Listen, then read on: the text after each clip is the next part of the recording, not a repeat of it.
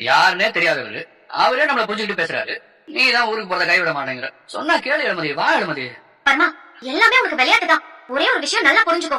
என்னால உன்ன மாதிரி இப்படி பொறுப்பே இல்லாம எல்லாம் இருக்க முடியாது. எனக்கு ஏகப்பட்ட பொறுப்பு இருக்கு. தயவு செஞ்சு புரிஞ்சுக்கோ.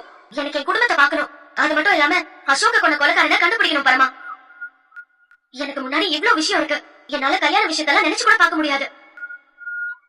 நீ விளையாட்டா லவ் பண்றேன்னு சுத்திட்டு இருக்க. இதெல்லாம் சரி வராது பரமா.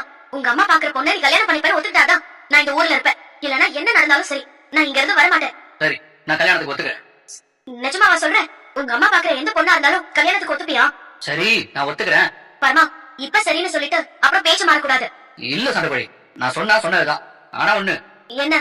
கல்யாணத்துக்கு பொண்ணு பாக்குறதுல இருந்து பொண்ணு கழுத்துல நான் தாலி கட்டுற வரைக்கும் நீ என் கூடவே இருக்கணும். சரியா? சரி, நீ ஒத்துக்கிட்டதே பெரிய விஷயம். அது போதும்.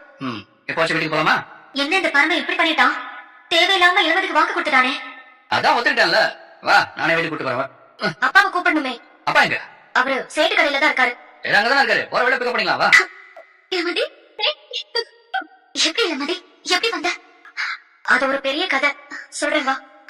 என்ன பண்ணி உன்னை நம்பி எவ்வளவு பெரிய விஷயத்தை நினைச்சு வச்சிருந்தோம். கடைசியில இப்படி பண்ணிட்டியப்பா. ஏதோ நம்ம கைய மீறி எல்லாம் போகாது பெருசு. பாத்துக்கலாம் விடு. ஒரு வழியா இந்த இளமதி திரும்ப வந்துட்டான்.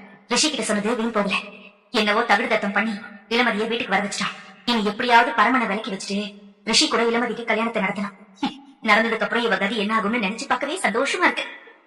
பரமா, சொல்லுங்கம்மா. உன்கிட்ட ஒரு முக்கியமான விஷயம் பேச வேண்டியது இருக்குப்பா. விடுங்கம்மா, நான் சொல்றேன்ல. இல்ல பரமா, பேசே ஆகணும். நான் பெருசு நீயும் சேர்ந்து என்ன மிரட்டுற மாதிரி இருக்கு. அப்படி இல்லப்பா, பேசணும்.